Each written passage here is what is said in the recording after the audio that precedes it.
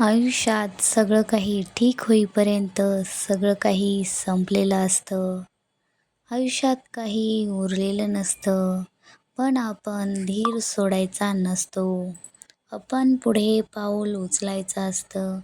हिंमत धरायची असते. पुढे होऊन आपले प्रयत्न करत राहायचे असतात. काय म्हणतात, आता रात्र आहे तर उद्या सूर्य उगवणारच, उद्या सकाळ होणारच. तर आपण कितीही काहीही निराश झालं तरीही आपण आपले प्रयत्न सोडायचे नाही. आपला धीर सोडायचा नाही. आपले प्रयत्न सदैव करत राहायचे. स्वामींचं नाव घ्यायचं आणि प्रयत्न करत राहायचे. माझ्या बाळा, मी तुझ्या पाठीमागं आहे सदैव.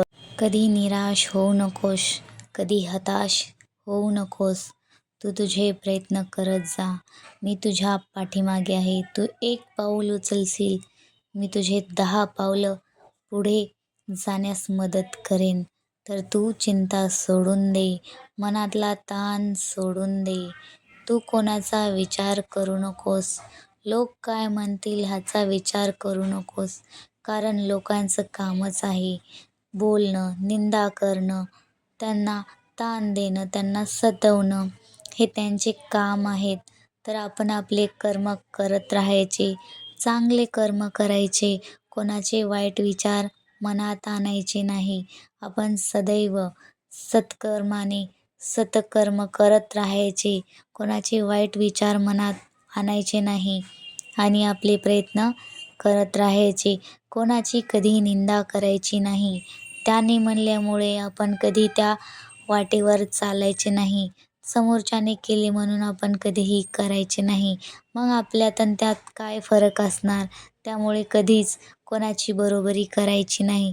जे आहे आपल्या सोबत त्यामध्येच खुश राहायचं.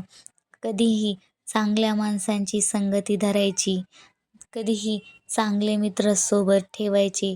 जे तुम्हाला चांगले विचार सांगतील असे मित्र सोबत ठेवायचे. कारण चांगली संगती कधीही आपल्या कामी येणारी असते.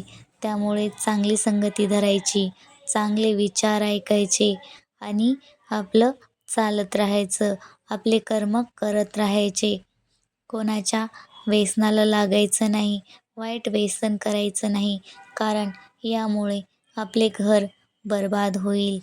त्यामुळे कधीच कोणते व्यसन लागू द्यायचे नाही.